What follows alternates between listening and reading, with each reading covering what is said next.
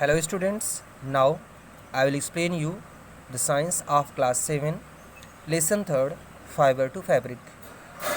हम फाइबर होता है स्टूडेंट्स एक छोटा सा बहुत छोटा सा जैसे बाल हैं, जो एक बाल होता है इसे हम एक फाइबर बोल सकते हैं। एक छोटा सा धागा जैसे कॉटन का अगर एक हम छोटा वाला फाइबर लेते हैं, छोटा सा पार्ट लेते हैं जो फाइबर की तरह दिखता है, तो यही हम फाइबर कहते हैं। और फैब्रिक का मतलब होता है कपड़े जो हम पहनते हैं। आप अगर अपने कपड़ों को ध्यान से देखें तो इसमें बहुत सारे लंबे लंबे धागे एक दूसरे से लग करके कपड़े बनाते हैं। आप ध्यान से देखेंगे तो इसमें बहुत सारे लंबे लंबे धागे होते हैं। आप किसी एक धागे को ध्यान से देखिए और इसको नाखून से थोड़ा सा खुरचिए, इसमें बहुत पतले पतले फाइबर्स आपको दिख जाएंगे जो छोटे छोटे होते हैं और एक दूसरे से ट्विस्ट करके बनाए जाते हैं। तो इस तरीके से स्टूडेंट्स बहुत पतले पतले फाइबर्स का यूज करके थ्रेड या यार्न बनाया जाता है और फिर इस यार्न का यूज करके फैब्रिक या कपड़ा बनाया जाता है। और इस तरीके से इन कपड़ों को इन कपड़ों को फैब्रिक को हम मार्केट से परचेज़ करके दर्जी को देते हैं और बहुत सारे तरीके के कपड़े हम बनवाते हैं अपने लिए। जैसे एक ही कपड़े से हम पैंट, शर्ट या बहुत सारी चीज़ें बनवा सकते हैं। और इस लेसन में स्टूडेंट्स हम लोग पढ़ेंगे केवल उन फाइबर्स के बारे में जो हम एनिमल्स से प्राप्त करते हैं। क्लास 6 में हम लोगों ने प्लांट से प्राप्त होने वाले फाइबर के बारे में स्टडी किया था और क्लास 7 में हम लोग एनिमल फाइबर्स के बारे में पढ़ेंगे जो हम एनिमल से प्राप्त होता है, जैसे ऊन, wool. In previous class we learn that we get some fibres from the plants while others like wool and silk from animals. पिछली कक्षा में क्लास 6 में आप लोगों ने ये पढ़ा कि हम लोग बहुत सारे फाइबर्स प्लांट से प्राप्त करते हैं, जैसे नारियल के फाइबर होते हैं, कॉटन के होते हैं, जूट के होते हैं, और बहुत सारे वूल ऊन हमें एनिमल्स से मिलते हैं, सिल्क भी हमें एनिमल्स से मिलता है। We obtain wool from the fleece hair of sheep और yak and silk comes from cocoon of the silk moth. जो ये ऊन होता है हमारा, ये किससे मिलता है? शिप या याक के बालों से मिलता है। तो इस तरीके से ऊन हमें भेड़ या फिर याक जो पहाड़ों पर पाले जाते हैं उनके बालों से बनाते हैं। और सिल्क जो होता है यह सिल्क मॉथ के, सिल्क के कीड़े के कोकून से बनाया जाता है। How silk fibres are made into silk. जो ये सिल्क के फाइबर हैं, कैसे हम इसको एक दूसरे से मिला करके सिल्क के थ्रेड बनाते हैं और फिर उससे सिल्क के कपड़े बनते हैं।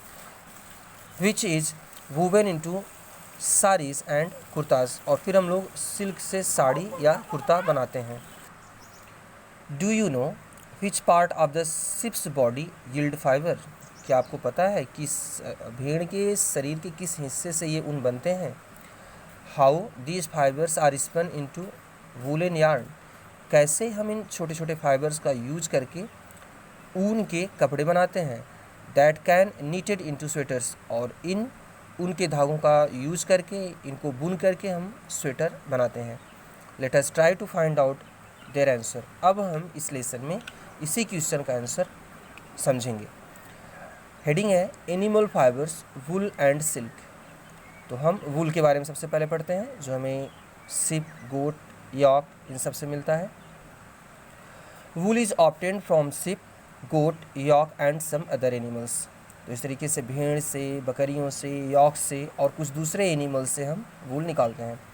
स्टूडेंट्स, कुछ गोट ऐसी होती हैं जिनके शरीर पर बहुत बड़े बड़े बाल होते हैं, तो हम इस तरीके से उनके बालों को लेकर के उनसे भी हम वूल बनाते हैं। These wool yielding animals bear hairs on their body. ये जो एनिमल्स होते हैं इनके शरीर पर बाल होते हैं। We get wool from these hairy fibres. हम इन्हीं के बालों से ऊन तैयार करते हैं, wool. Why these animals have a thick coat of hair. इन एनिमल्स के शरीर के ऊपर बालों का ये कोट, जो मोटा एक घना कोट होता है, ये ज़्यादा बाल होते हैं, घने बाल होते हैं, ये क्यों होते हैं? Hair keeps the bodies of animals warm. तो इनके सिर पर बाल इसलिए होते हैं जिससे इनका शरीर गर्म बना रह सके। These hair trap a lot of air and in next chapter you will learn that air is poor conductor of heat. इनके शरीर पर जो बहुत घने बाल होते हैं, इनके बालों के बीच में हवा फंस जाती है और यह हवा शरीर की गर्मी को बाहर निकलने से रोकती है। एक्टिविटी 1 में स्टूडेंट्स, एक्टिविटी 1 देखिए आप लोग। Human body also does have hairs on their bodies. हम मनुष्यों के शरीर पर भी बाल होते हैं। Feel the hair on your body and arms and those on our head. आप इन बालों को जो हमारे सिर के ऊपर हैं या शरीर के दूसरे हिस्सों पर हैं, आप टच करके देखिए, आप फील करिए। इज़ देयर एनी डिफरेंसेस, क्या इनमें कोई अंतर है? Which one is rough and which one is soft, कौन से बॉल लंबे हैं, कौन से छोटे हैं, कौन से सॉफ्ट हैं, कौन से रफ बॉल हैं, आप ये ज़रा ध्यान से समझिए। Similarly the fleeces of sheep has 2 types of fibres. इसी तरीके से भेड़ के शरीर से भी हम 2 तरह के फाइबर्स निकालते हैं। जैसे हमारे शरीर पर 2 तरह के बाल होते हैं, सर के ऊपर लंबे लंबे बाल हैं और शरीर के ऊपर हमारे छोटे छोटे बाल हैं, ऐसे ही हम भेड़ों से भी 2 तरह के बाल प्राप्त करते हैं। The coarse beard hair and fine soft under hair close to skin. The coarse मतलब जो थोड़े से भद्दे बाल होते हैं, ख़राब दिखने में लगते हैं, beard hair and the fine soft under hair close to skin, और शरीर के ऊपर जो बाल होते हैं ये फाइन होते हैं, अच्छे होते हैं। There are some breeds of sheep, भेड़ों की कुछ नस्लों में, that possess only fine under hair, जिससे हमें बहुत ही अच्छे बाल मिलते हैं। तो ऐसी भी भेड़ों की कुछ वैरायटीज़ होती हैं जिससे हम बहुत ही अच्छे ऊन प्राप्त करते हैं। Wool is provided by the fibre of fine hair, जो ऊन होता है या किससे बनता है? इन्हीं सॉफ्ट और जो लंबे लंबे बाल होते हैं, इन्हीं से ऊन या ऊन के जो थ्रेड होते हैं, वूलन थ्रेड बनाए जाते हैं। The parents of such sheep are specially chosen to give them birth, which has only soft under hair. तो इस तरीके से हम अच्छी नस्ल की भेड़ों को पालते हैं जिससे हमें बहुत ही अच्छी क्वालिटी के ऊन मिलते हैं।